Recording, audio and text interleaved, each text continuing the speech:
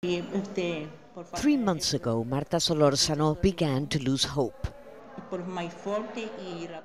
I'm in hospital because my body has rejected my transplanted kidney for lack of immunosuppressant drugs.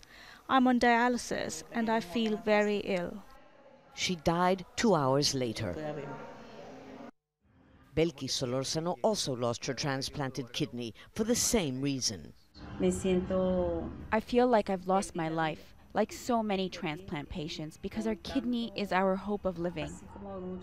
She too didn't survive the night.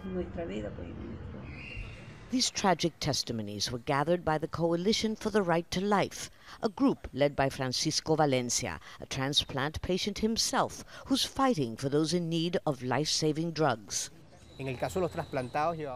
In the case of transplant patients, 70 organs have been rejected so far this year for lack of treatment, resulting in 5 deaths. This has never happened in the history of Venezuela. There is no way to overstate the impact of this country's economic meltdown on some 300,000 Venezuelans with chronic health issues. 3 times a week, 43-year-old GREVEL ROJAS goes for dialysis, accompanied by his daughter Andrea. For 10 years, he lived a normal life with a kidney donated by his mother.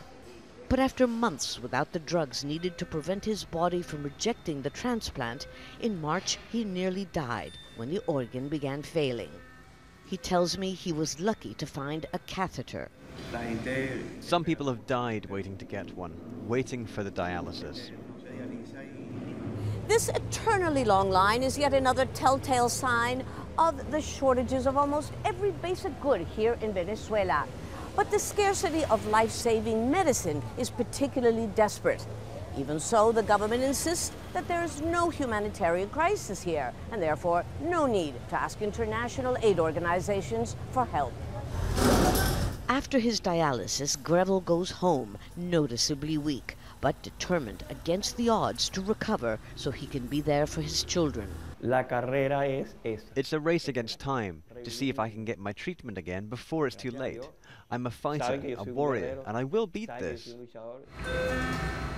But he asks the government to put itself in his shoes and says it should put politics and pride aside and accept humanitarian aid before more people die needlessly. Lucia Newman, Al Jazeera, Caracas.